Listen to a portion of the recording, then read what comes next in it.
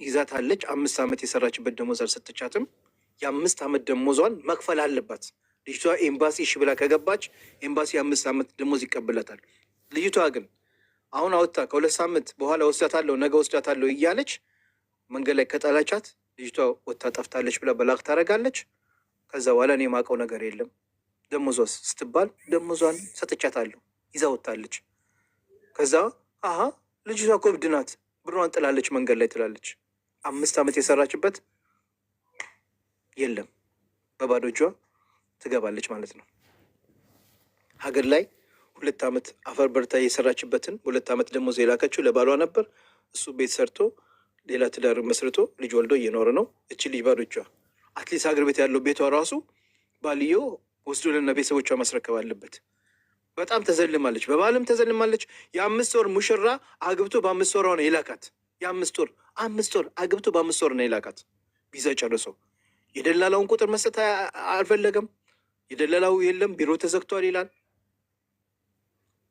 እንዴ እቺ ልጅ እኮ በሱ ዝመት ነው ያለችው።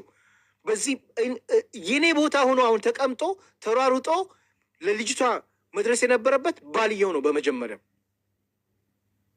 ከቤተሰቦቿ በፊት ማለት ነው። ነገ አማመላ ይጠይቃል። ወላሂ እኔ ስልኩን ፈልጌ ልኩን ነው የምነግረው። ነገ አማመላ ይጠይቃል። የውመል ቂያማ 2 ሚስት የምታገቡ ሰዎች አላህ ዘንድ ስሙኝ፣ የአንዷን ሀቅ አግዱላችሁ ስትመጡ አላህ ዘንድ በአንድ አካሉ ነው እንደዚህ እያለ የሚመጣው። ወላሂ ስሙ ወላሂ ይሄ የነቢዩ ሰለላሁ ዐለይሂ ወሰለም ያሉት እንደዚህ በአንድ አካሉ እንደዚህ እያለ ነው የሚመጣው። ለምን የዚችን ሀቅ አግዱለዋል፣ የዛችኛውን ጠብቆ ማለት ነው። አማማ ላይ ጠይቀዋል። እቺ ልጅን አግብተህ በ5 ወር አረብ ሀገር ሸኛሃት፣ ከዛ በኋላ አላየሃትም፣ ቤት ሰርታ በእሷ ቤት ልጆች ወልዶ ይኖራል።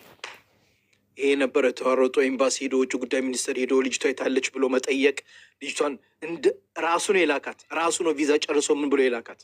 ነገ ግን አማማ ላይ ይጠይቃል። ዛሬ 2 ልጆች ይዞ አግብቶ ትዳር ይዞ ቢኖርም ደስተኛ ቢሆንም ነገ ግን አማመላህ አላህ ይጠይቀዋል። እንዲህ የምታደርጉ ሰዎች ያወይልኩም ሚነላህ፣ ነገ ሂሳብ አለ፣ ትቀርባላችሁ፣ አላህ ፊት ትታሰባላችሁ። ዛሬ ይች ልጅ እንደዚህ ሜዳ ላይ መቅራት የለባትም። ሱብሃንአላህ ወላሂ በጣም ነው የምታሳዝነው፣ በጣም ከምንም በላይ ማለት ነው።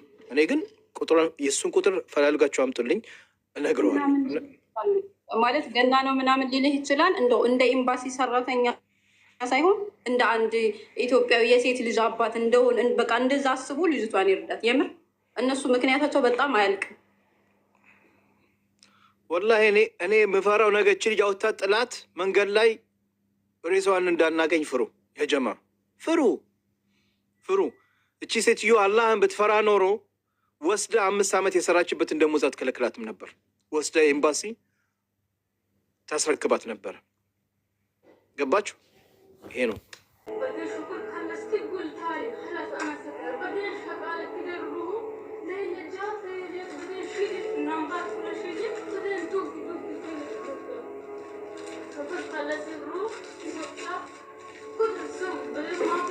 ሀበቢ። ሰላም አለይኩም። እስኪ እህቷን ደግሞ አዳምጧት። ሌላ ይረጎ ሄቴ ናት፣ የእናቴ ልጅ ናት። እህቴ ከኢትዮጵያ ወደ ሳውዲ አረቢያ ሪያድ ውስጥ ከገባች 7 ዓመቷ ነው። እስከ 2 ዓመት እየደወለችም ብሯንም እየላከች ነበር። ከዛ በኋላ ጠፋች ማለት ታፈናች። አፍነዋት ያለ ስልክ ያለ ደሞዝ 5 ዓመት ሙሉ አሰርተዋታል። በጣም ያሳዝናል።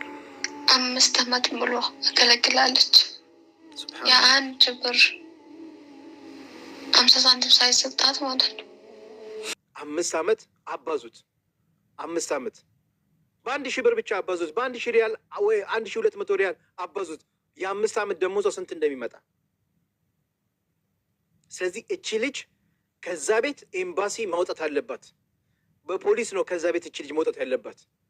ለምን ስትወጣ ይዛ የምትወጣው ነገር ይታያል።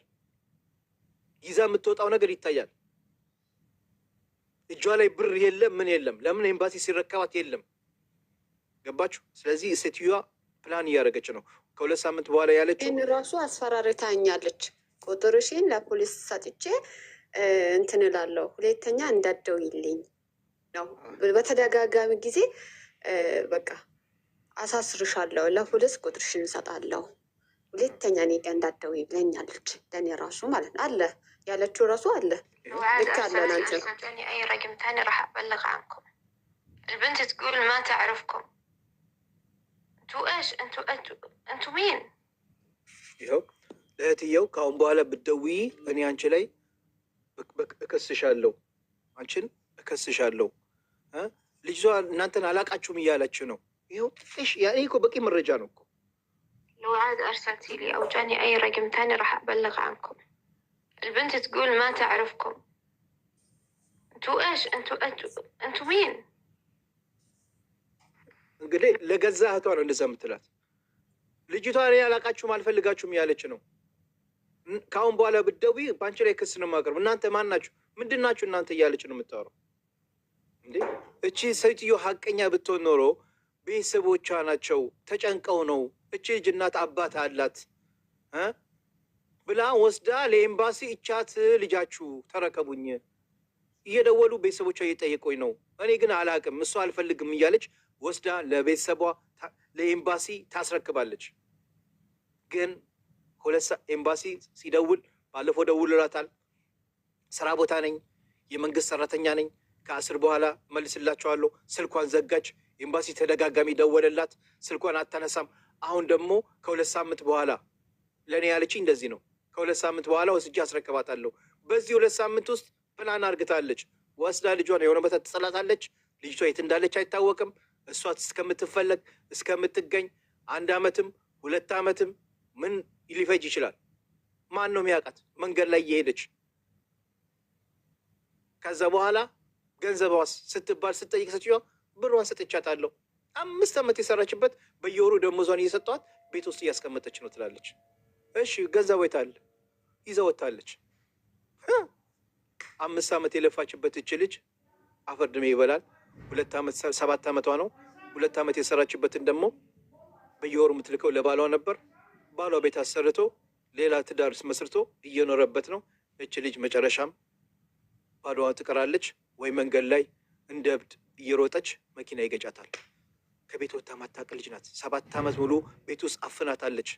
አንድ ውሻ ቤት ውስጥ አፍናችሁት ግቢ ውስጥ ታፍኖ እስኪ ውጡና ያን ውሻ መንገድ ላይ ልቀቁት፣ ይሮጣል ያ ውሻ መኪና እስከሚገጨው። ከዛ አንድ መኪና ይበለዋል፣ ይሞታሉ። እቺ ልጅም ልክ እንደዛ ነው የምትሆነው። አሁን አወጣ መንገድ ላይ ከጣላቻት ምንም ነገር አታውቅም። ሞባይል ለሴትዮዋ ደውለሃል እንዳንተ? አዎ አላሁ አክበር። ለሴትዮዋ ከደወልክላት በጣም አደጋ ነው። በቃ ልጅቷ ከዚህ በኋላ ደውለን ከ2 ሳምንት በኋላ ከኤምባሲ ጋር ተነጋግሬ ያለው ወስዳታለሁ። በጣም አደጋ ነው የሚሆን። አሁን በቃ ሴትዮዋ እንደሚመጡባት ስለምታውቅ መፍትሄ ነው የምትፈልገው ከዚህ በኋላ። የምር አሁን ኤምባሲ ካልደረሰላት ልጅቷ በጣም ከባድ ነው። ይሄን ነው እኛ ነቃች በቃ። አዎ በቃ አሁን ኤምባሲ ወረቀት አውጥቶ ፖሊስ ጣቢያ ሄዶ ሴትዮዋን ማመን አያስፈልግም። ፖሊስ ጣቢያ አያስፈልግም። ኤምባሲው እዛው እያለ እኔ ስለማቅ ነው። እና ከዚህ በፊትም እኔ እዛው እያለሁ እዚሁ ላይፍ ላይ እያለሁ አርግተውታል። ኤምባሲው ማድረግ ይችላል። ደውሎ በፖሊስ ያስደውልና ልጅቷን ይዛችሁ ወደ እውነቱ ከዚህ በፊት አርግተውታል። እኔ የሆነች እህታችን እንደዚሁ ደውለው እዛው እያለ ይዞት መጥቶ ልጅቷ ይኸው እኛ ጋር ናት ያለችው ሙቤ አናገራት ብሎ አናግሪያታለሁ። የሆነ ነገር ሆናለች። 5 ዓመት ሙሉ ደግሞ ሳትልቅ 5 ዓመት ሙሉ በነፃ እየሰራች እንዴ 5 ዓመት ሙሉ ሀቀኛ ሰው እኮ ብትሆን ኖሮች ሴትዮ ወስዳ ለኤምባሲ እቺ ልጅ ዜጋችሁ ናት ተረከቡኝ፣ እናትና አባት ካላት ወደ ቤተሰቦቿ ላኳት ብላ ለኤምባሲ ታስረክባለች። ኤምባሲ ደግሞ መቀመጫ አለው፣ ማረፊያ ቦታ አለው። እንደነዚህ አይነት እህቶቻችን ሲቸገሩ የሚያስቀምጡት አለው። አስቀምጦ ቤተሰቧን ፈልጎ ይልካታል። ለምንድን ነው እኔ እኮ ልመጣ ነበረ ፓስፖርቷን ለማሳደስ እናንተ ጋር ልመጣ ነበር። ስለዚህ የሁሉ ጊዜ ሳታሳድስላት ነው። አስለች ልጅ ይቃማ አላት። እቺ ሴትዮ እኮ በህግም መጠየቅ አለባት። ለምን ገራማ ትከፍላለች? በነገራችን ላይ ይሄ ሁሉ ጊዜ ያለ ኢቃማ ማስቀምጣት ይሆናል፣ አፍናት ይሆናል።